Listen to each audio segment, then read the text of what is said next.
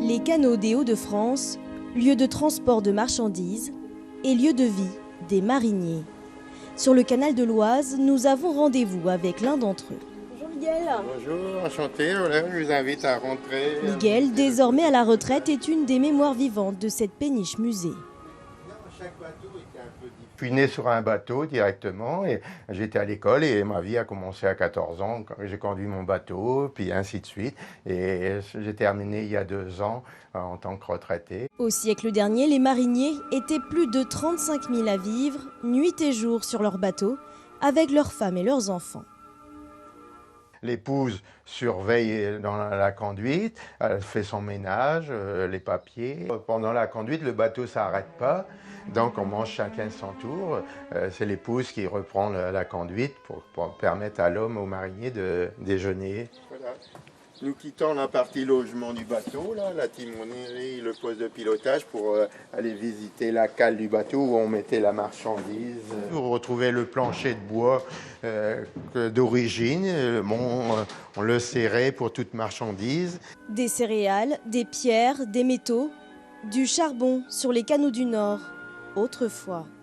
Miguel a sillonné les eaux de presque toute l'Europe, un métier difficile, compensé par le cadre. On aime bien, en fin de compte, le décor, la vie de l'eau, la tranquillité, la liberté surtout.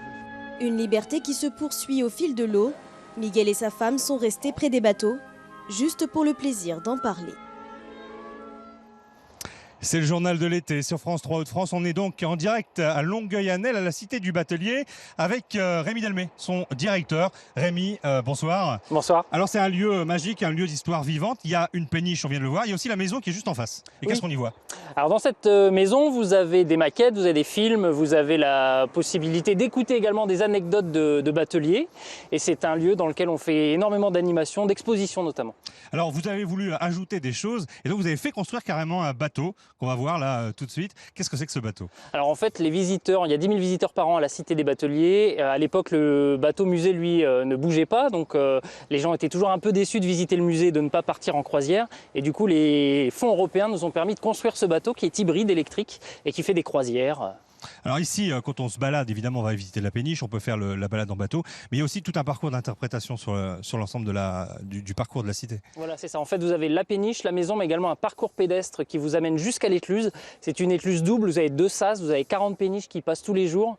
Et donc, ça vous permet de découvrir vraiment cette ville avec une identité batelière très forte. Il y a beaucoup encore de bateliers qui vivent dans les maisons en briques ici, le long du canal.